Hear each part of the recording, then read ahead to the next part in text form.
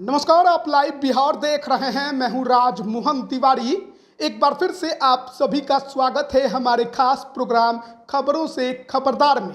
देखिए, जब से केंद्र में नई मोदी सरकार बनी है, ये 3.0 वाली, उसके बाद से लगातार बिहार में विशेष राज्य के दर्जे की मांग उठने लगी है। राजद का खेमा पूरी तरह से विशेष राज्य के दर्जे की मांग को लेकर मुखर दिखाई दे रहा था और नीतीश कुमार पर दबाव बनाने की कोशिश थी कि इस बार तो गठबंधन की सरकार है, नीति आयोग में आपके एनडीए के कई नेता भी शामिल हो गए हैं, तो विशेष राज्य का दर्जा दिला ही दीजिए। एक तरफ जहां बिहार विधान मंडल का सत्र शुरू हुआ, तो वहीं संसद का भी मॉनसून सत्र आज से ही शुरू हुआ। लेकिन संसद में जब पता चला कि केंद्र सरकार ने सीधे कह दिया है कि बिहार को विशेष राज्य का दर्जा नहीं मिलेगा, उसके बाद बिहार में सियासत गरमाई हुई है। अब कल विधानसभा और विधान परिषद में भी हंगामा होने के आसार हैं। लोकसभा और राज्यसभा में तो हो ही रहे हैं। जेडीयू के नेताओं पर दबाव बनाने की कोशिश लालू यादव ने भी शुरू कर दी। यहां तक कह दिया कि नीतीश कुमार को तो इस्तीफा दे देना चाहिए। इसके अलावा लोकसभा में कई अन्य मुद्दे भी उठाए गए हैं। हम विस्तार से चर्चा करेंगे और समझेंगे कि आखिरकार बिहार की सियासत जो अब गरमाई है वो क्या रुख ले सकती है। हमारे साथ बात करने के लिए वरिष्ठ पत्रकार रवि रंजन जी हैं और वरिष्ठ पत्रकार प्रवीण बागी जी हैं। सबसे पहले तो अब केंद्र सरकार ने सीधे सीधे कह दिया कि बिहार को विशेष राज्य का दर्जा नहीं मिलेगा। ये पहली बार नहीं कहा है, ये पिछले कई बार कहा जा चुका है। फिर भी बिहार के नेता बार बार इस मुद्दे को उठाते रहते हैं, इस मांग को उठाते रहते हैं। उसकी राजनीतिक वजह है, क्योंकि उनके पास कोई दूसरा चारा नहीं है, कहने को कुछ और बात नहीं है, तो इसलिए वो उठाते रहते हैं। और इस बार तो चूँकि विपक्ष ने नीतीश कुमार पर चढ़ाई कर दी है कि आपकी सरकार बनी है तो विशेष राज्य की मांग पूरी कराइए। आप उस सरकार में शामिल हैं, दिल्ली की सरकार में, तो इसलिए मांग पूरी करानी चाहिए। और उसी पर फिर जदयू के नेता दबाव में आ जाते हैं या फिर कोई और वजह है जिसके चलते वो बार बार, और ये नेता भी जानते हैं कि विशेष राज्य का दर्जा नहीं मिलेगा। सभी दलों के नेता जानते हैं, क्योंकि जो गाइडलाइन है, जो नियम कानून बने हुए हैं, उसके हिसाब से ये तय है कि बिहार उसमें डिजर्व नहीं करता उस डिमांड के लिए। फिर भी ये मांग बार बार उठाई जाती है, तो इसका कोई जवाब नहीं है। ये एक तरह से कहिए कि मरे हुए घोड़े को चाबुक मार के खड़ा करने की कोशिश है। इसका कोई नतीजा निकलने वाला नहीं है। 2012 में जब यूपीए की सरकार थी, उस समय भी ये मांग उठी थी और उस समय रिजेक्ट कर दिया था उसने। प्रधानमंत्री थे मनमोहन सिंह के राज में। उस समय राजद उस सरकार में शामिल थी, उसके मंत्री वहाँ थे, तो उन्होंने भी कुछ नहीं किया, क्योंकि कोई भी सरकार नियम कानून से परे जाके के तो कुछ कर नहीं सकती है, तो इसलिए वो मांग नहीं मानी गई। हाँ, उसके बदले में हालांकि जदयू ने अब एक नया रास्ता उसमें खोल दिया है कि विशेष राज्य का अगर संभव नहीं है दर्जा देना, तो हमको विशेष पैकेज दे दीजिए। तो मिल ही रहा है, फिर कुछ और उसमें राशि ज़्यादा मिल जाएगी। तो ये एक मतलब बाईपास उसने निकाल लिया है कि मेन उधर से न जाके इधर से कुछ। लालू यादव ने कहा नीतीश कुमार को इस्तीफा देना चाहिए, तो उनके लोगों ने क्यों नहीं इस्तीफा दिया था 2012 में, जब मनमोहन सिंह की सरकार ने कह दिया कि नहीं मिलेगा? तो राजद के मंत्रियों ने इस्तीफा दिया था क्या? तो ये एक इसकी टोपी उसके सर वाली खेल है, ये बिहार में खेला जा रहा है। और बिहार के जो नेता हैं वो इसके माहिर खिलाड़ी हैं। विकास के नाम पर किसी ने कुछ नहीं किया बिहार में। बिहार का भट्ठा बैठाया इन्हीं नेताओं ने, और अब ठीकरा दूसरे पर फोड़ना चाह रहे हैं कि विशेष राज्य का दर्जा नहीं मिला तो कैसे विकास होगा। श्री कृष्ण सिंह जो बिहार के पहले मुख्यमंत्री थे, उस समय योजना आयोग ने यह कहा था कि बिहार वेस्ट गवर्न स्टेट है, सबसे बेहतरीन शासित राज्य है बिहार, ये कहा था उस समय के योजना आयोग ने। मगर आज अगर उसका अध्ययन किया जाए तो बिहार सबसे बुरा शासित राज्य है, यहाँ का प्रशासन सबसे चौपट है। तो आप जो आपके पूर्वज जो मानदंड एक तैयार कर गए, जो एक छोड़ गए पैमाना, उस पैमाने को भी आप कायम नहीं रख सके, उससे भी आप नीचे गिर गए। तो अब आपको विशेष राज नहीं, आकर के भगवान ब्रह्मा विष्णु महेश भी बिहार में बैठ जाएं, तब भी जो यहाँ की नौकरशाही है और जो यहाँ के राजनेता हैं वो कुछ करने धरने से रहे। उनका विजन नहीं है, उनकी सोच नहीं है कुछ इस दिशा में करने की कि कैसे प्रदेश को आगे बढ़ाया जाए, कैसे विकास के मार्ग नए नए खोले जाएं, कैसे रोजगार के अवसर पैदा किया जाए, कैसे देश में जो बिहार में जो मरीज हैं, जो हमारे अस्पताल हैं, उसको चुस्त दुरुस्त किया जाए ताकि मरीजों को वहाँ से सुविधापूर्ण इलाज मिल सके। आज आप देख लीजिए कि बिहार में जो अस्पताल खुले हुए हैं, सुपर स्पेशलिटी कहा जा रहा है, उन अस्पतालों की क्या दशा है। अभी भास्कर अखबार ने एक सीरीज चला रखी है, सारे अस्पतालों का काला चिट्ठा खोल कर रख दे रहे हैं।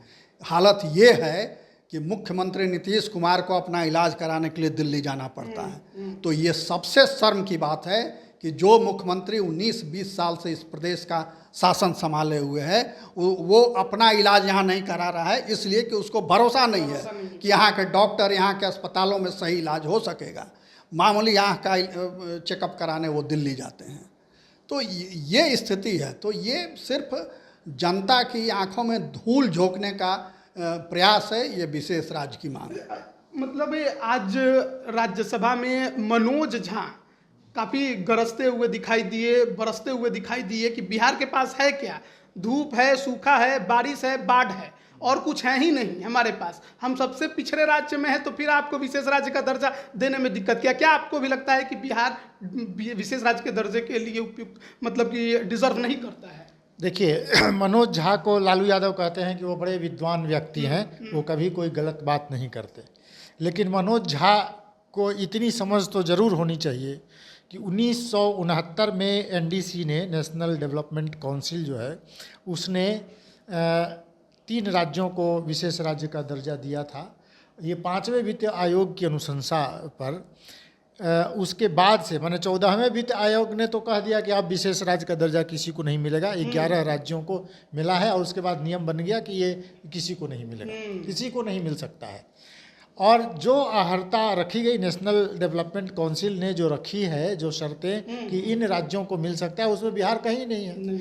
और केवल ऊपर उत्तर के जो पहाड़ों में बसे हुए राज्य हैं और जो जिनकी सीमाएं दूसरे देशों से लगती हैं, जहाँ की आबादी कम है, ऐसे कुछ 7-8 जो शर्तें हैं, उन्हीं राज्यों को मिल सकता है। बिहार को अब ये 2005 में बिहार की सरकार बनने के बाद नीतीश कुमार ने पहली बार ये मसला उठाया, और वो उन्होंने ये कहा कि भाई झारखंड से जब हम अलग हुए तो सब कुछ चला गया, हमारे पास कुछ भी नहीं है, इसलिए हमें विशेष राज्य का मतलब बकायदा मार्च किया था। हाँ, उन्होंने किया इसको लेकर, और सभी पार्टियों ने उनका नहीं किया, नाखून और बाल कटवा के दिल्ली भेजा था इन लोगों ने, ट्रक में भर के। नीतीश कुमार उसमें थे। 2009 में उन्होंने शर्त रख दिया कि हम एनडीए में रहेंगे कि यूपीए में रहेंगे, मैंने विशेष राज्य का दर्जा का जो सपोर्ट कर रहेगा उसके साथ रहेंगे। नीतीश कुमार इस आंदोलन को चलाते रहे, लेकिन 12 में उन्हीं के मंत्री ने, विजेंद्र यादव ने कह दिया, ये 15 में, कि हम इसको छोड़ते हैं, अब ये मसला ये नहीं रहा, अब विशेष राज्य का दर्जा नहीं मिलेगा, ये हम इस मांग को ही छोड़ देते हैं। तो ये सब लोगों को मालूम है, मनोज झा को भी मालूम है। जब बिहार का बंटवारा हुआ उस समय लोग कहा जाता है बिहार में बच गया लालू और बालू, यही 2 चीज़ बच गया, बिहार में बालू बचा है और लालू बचा है। तो मनोज झा को ये मालूम होना चाहिए कि बिहार किसी भी ऐसी शर्त को पूरा नहीं करता जिससे विशेष राज्य का दर्जा मिले। अब जनता को बेवकूफ़ बनाना है तो आपकी सरकार भी बिहार में रही है और लगातार लालू प्रसाद यादव ने शासन चलाया है। बिहार को पलायन से बचाना है, बिहार को रोजगार देना है, बिहार में उद्योग धंधे लगाने हैं, बिहार की शिक्षा व्यवस्था और स्वास्थ्य व्यवस्था को दुरुस्त करना है, इतना ही काम करना है। नीतीश कुमार ने एक बार इस उद्योग धंधों को लेकर भी कह दिया था कि हमारा जो क्षेत्रफल है, जिस तरीके से हम अभी जहाँ पर काबिज हैं, वहाँ पर उद्योग धंधे लगाने में भी बड़ा दिक्कत है। कहा था कि ये लैंड लॉक स्टेट है, समुद्र से हमारी सीमा नहीं लगती है। तो ये सब वही है जनता की आंख में धूल झोंकने का। हम चूँकि विकास नहीं कर पा रहे हैं गलत नीतियों के कारण, भ्रष्टाचार के कारण, कुशासन के कारण, तो उससे बचने का तरीका यही है कि कुछ कुछ बोलते रहो, जनता को बरगलाते रहो, ध्यान डाइवर्ट करते रहो कि लोग भूले रहें उधर ही। तो ये बयान जो था वो बहुत एक तरह से जनता को धोखा देने वाला बयान था। और ये जो कहना था कि झारखंड अलग हो गया तो अब हमारे पास संसाधन नहीं है, झारखंड जब था भाई साहब आपके साथ, तब बिहार कौन सा सोने की चिड़िया बनी हुई थी? उस समय भी ऐसे ही पलायन होता था, उस समय भी बाढ़ से ऐसे ही तबाही थी, उस समय भी ऐसे ही अपराध होता था। हाँ, चारा घोटाला भी उसी समय हुआ। तो चाहे कुछ भी हो जाए, ये बिहार में जब तक कोई नया नेतृत्व नहीं आएगा, सूझबूझ वाला, जिसके पास कोई संकल्प हो, कोई दृष्टि हो सोचने की, बिहार को आगे ले जाने का दृढ़ संकल्प हो जिसके पास, तब तक बिहार का ये भला नहीं होने वाला है। ये चोर चोर मौसेरे भाइयों का राज है। सभी दल उस हमाम में नंगे हैं, सभी जनता की बोटी बोटी नोचने में लगे हुए हैं, और इनके पास कोई विकल्प नहीं है, कोई मतलब विकास का कोई ब्लूप्रिंट नहीं है। शत्रुघ्न सिन्हा सांसद कई बार रहे, मंत्री भी रहे केंद्र सरकार में, और सभी दलों के नेताओं से उनके अच्छे संबंध हैं। तो उन्होंने एक बार ये फिल्म सिटी का एक ब्लूप्रिंट तैयार किया और मुख्यमंत्री से मिल करके दिया उनको उम्मीद थी कि मुख्यमंत्री से अच्छे संबंध हैं तो बन जाएगा फिल्म सिटी, यहाँ बन जाएगी तो कलाकारों को बहुत मौका मिलेगा, सरकार की आमदनी बढ़ेगी और यहाँ रोजगार के नए अवसर भी पैदा होंगे। मगर वो डब्बा बंद हो गया, फाइल में दबा के रख दिया गया। फिर बीच में उसके बाद आए प्रकाश झा। प्रकाश झा के भी बीच में मुख्यमंत्री से बहुत अच्छे संबंध थे, नीतीश कुमार जी से, तो उन्होंने भी एक ब्लूप्रिंट बना के दिया। उनको भी उम्मीद थी कि हो जाएगा, शुरू हो जाएगा, आश्वासन भी दिया था नीतीश कुमार जी ने, वो भी वैसे ही फाइल में बंद कर दिया गया। और 19 साल हो गए, आज तक वो स्कीम धरती पर नहीं उतरी फिल्म सिटी की। अब इन्होंने एक नया ये लाया है कि जो फिल्म बनाएंगे उनको अनुदान देंगे, जो शूटिंग यहाँ होगी बिहार में उसको। और इसके 5-6 साल पहले से ये झारखंड में योजना चल रही है, वहाँ कितनी सारी फिल्मों की शूटिंग हुई। तो आपके यहाँ तो आप तो पिछली रोटी खाए हुए हैं, कुछ करना नहीं चाहते हैं, सिर्फ कुर्सी से चिपके रहने की प्रवृत्ति है यहाँ के नेताओं की।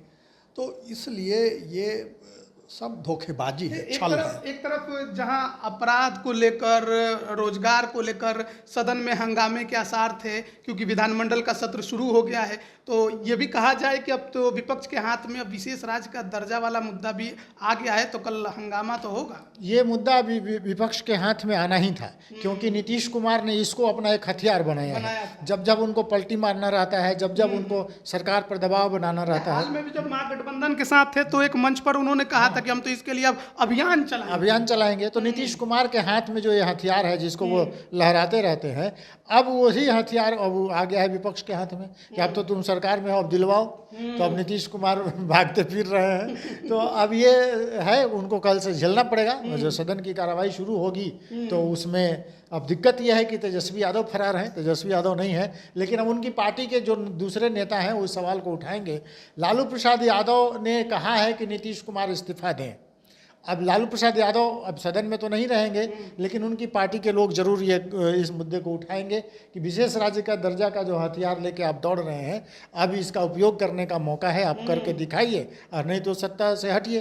तो अब ये सवाल सदन में कल उठेगा और बहुत मजेदार स्थिति होगी, देखने लायक होगा। तेजस्वी यादव आज नहीं थे, सुनने में आ रहा है कि कल आ जाएंगे, सदन की कार्रवाई में हिस्सा लेंगे।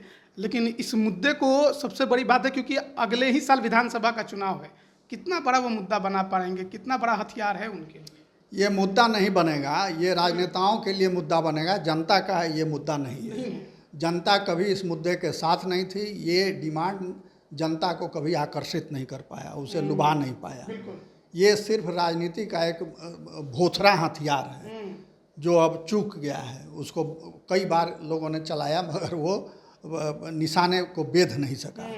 तो अब वो भोथरा हथियार लेके भांजते रहिए, आपका उसी में मन लगता है तो वही करते रहिए। अभी तो 65% आरक्षण वाला मामले पर भी विपक्ष पूरा गरमाया हुआ है। वो क्या करेगा, वो तो सब लोग जानते थे कि कोर्ट रिजेक्ट करेगा इसको, तो जानबूझ करके भी आपने बढ़ा दिया। कोटा जो था फिक्स की 50% से ज़्यादा आरक्षण नहीं हो सकता है, उससे आगे आप बढ़ गए तो रिजेक्ट होना ही था। 9वीं अनुसूची में नीतीश कुमार क्यों नहीं डलवा देते? माने 9वीं अनुसूची वो सोनपुर के मेला में बिकने वाला झुनझुना है क्या कि गए वहाँ से खरीद के ले आया, डुक डुक डुक डुक बजा रहे हैं?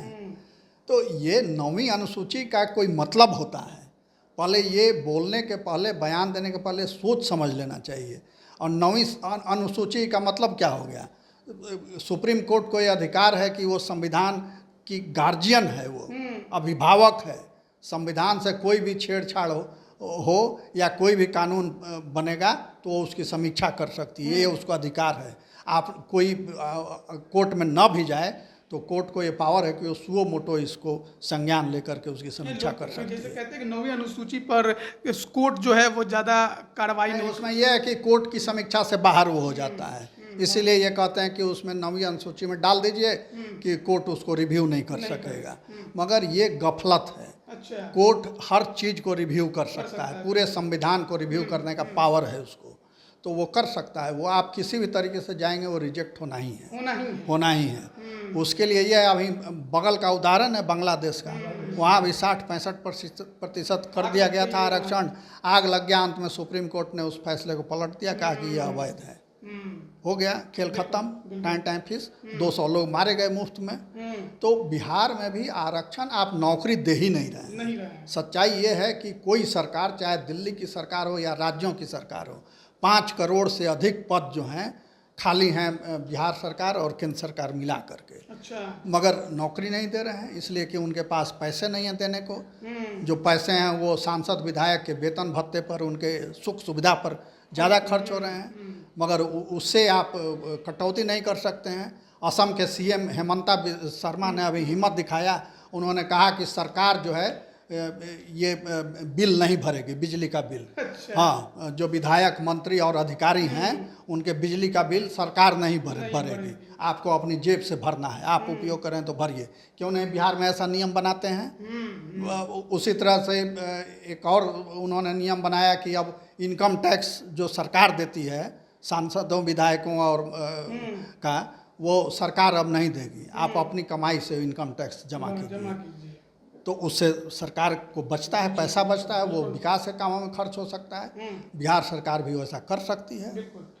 तो अभी तो संसद का सत्र चल रहा है, तो अब सांसदों के पास कई ऐसे मुद्दे होंगे जो अपने क्षेत्र का वो संसद में, लोकसभा या राज्यसभा में उठाएंगे। और आज बिहार के 2 सांसद, एक जदयू के और एक कांग्रेस के, उन्होंने मुद्दा उठाया है।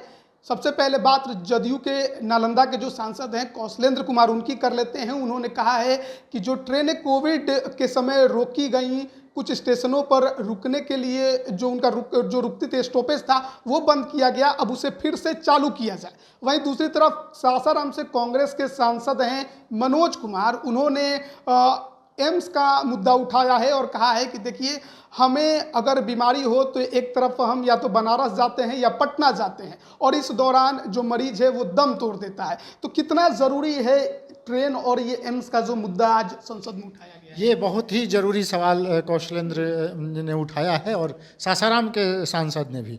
3 शहरों को, बिहार के 3 शहरों को देखिए, पूरा शाहाबाद का इलाका, बक्सर, आरा और सासाराम, इन तीनों में 2 बड़े शहरों के पृष्ठभूमि में जब भी कोई छोटा शहर पड़ता है तो उसका विकास रुक जाता है। आरा के लोग सिनेमा देखने के लिए भी और बाजार करने के लिए भी पटना आते हैं, और बक्सर के लोग ये सब करने के लिए वहाँ बनारस जाते हैं। यही स्थिति सासाराम की भी है, वहाँ छोटे छोटे काम के लिए भी लोगों को बनारस जाना पड़ता है। तो ये पूरा शाहाबाद का इलाका जो बाद में कैमूर, रोहतास और बक्सर और भोजपुर बन गया, 4 जिला बन गया। लेकिन आप एम्स वो अगर वो मांग रहे हैं तो निश्चित रूप से वो सही मांग। दूसरा, वो ग्रैंड ट्रंक रोड पर वो है, जब नेशनल हाईवे 2 कहा जा रहा है आजकल, तो ग्रैंड ट्रंक पर रोज दुर्घटनाएं हो रही हैं, हर रोज दुर्घटनाएं हो रही हैं। वहाँ अगर वो ट्रामा सेंटर मांगते हैं तो उनका वाजिब मांग है, और ये बहुत पहले होना चाहिए था। मीरा कुमार जब कहती हैं कि पटना में विकास की कोई बात नहीं करते वहाँ के सांसद, उनसे पूछना चाहिए कि आप तो लोकसभा की अध्यक्ष रही थी, वहाँ की सांसद रही थी, ये काम अभी तक क्यों नहीं हुआ? किसी भी सांसद से पूछा जाना चाहिए, क्योंकि सासाराम को इसकी ज़रूरत है और उसको मिलना चाहिए। दूसरा, ये कोविड के टाइम में जो ट्रेनों को माने 2-3 सालों तक किराया जो पैसेंजर ट्रेनों का नाम बदल दिया गया, पैसेंजर ट्रेन को स्पेशल करके और उस पर भाड़ा दोगुना कर दिया गया, 30 रुपये 60 रुपये तक किराया किया गया और अभी तक वसूला जा रहा था। इधर 2 महीने से किराया कुछ कम हुआ है, पर जिन ट्रेनों को आप रोक रहे थे उनको जो रोक दिया गया है वो नहीं दे रहे हैं। आप सीनियर सिटीजन का जो सुविधा मिलता था उसको आपने बंद किया हुआ है, ख़त्म कर दिया, नहीं दे रहे हैं। तो कौशलेंद्र ने एक वाजिब मांग उठाया है, उस पर केंद्र सरकार को विचार का, आपकी बजट आ रहा है उसमें चर्चा करनी चाहिए। जन सुविधाओं को अगर सांसद उठा रहे हैं, और अब की बार तो सांसदों की मजबूरी है क्योंकि वो जानते हैं कि हम जनता का काम नहीं करेंगे तो वोट नहीं है, क्योंकि नरेंद्र मोदी के नाम पर अब ज़्यादा दिन वोट मिलने वाला है नहीं। इस बार तो मिल गया नरेंद्र मोदी के नाम पर, तो सांसदों को जनता की समस्याओं को उठाना पड़ेगा, सदन में कहना पड़ेगा, तभी उनको वोट मिलेगा। और ये दोनों सांसदों ने जो सवाल उठाया है बहुत वाजिब सवाल है और उस पर विचार करना चाहिए। कौशलेंद्र कुमार ने तो यहाँ तक कह दिया कि हुजूर जनता से यही वादा करके आए हैं और इसी नाम पर जनता ने वोट दिया है, फिर जाना है उन्हीं के बीच रहना है। हाँ, ये ठीक कहा उन्होंने।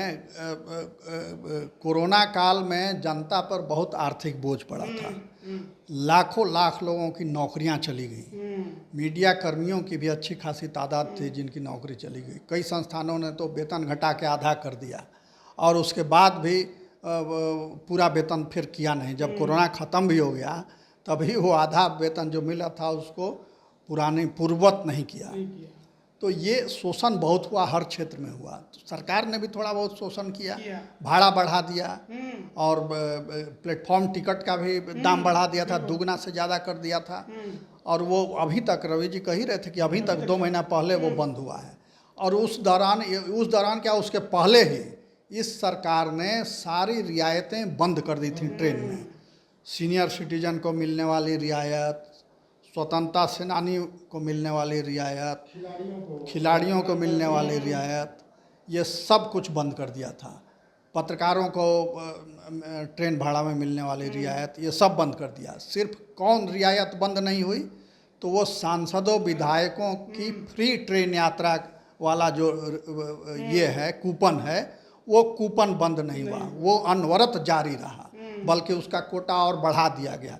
पहले साल में जहाँ आप मान लीजिए कि 25,000 की यात्रा फ्री करते थे, अब 50,000 की यात्रा फ्री करते हैं।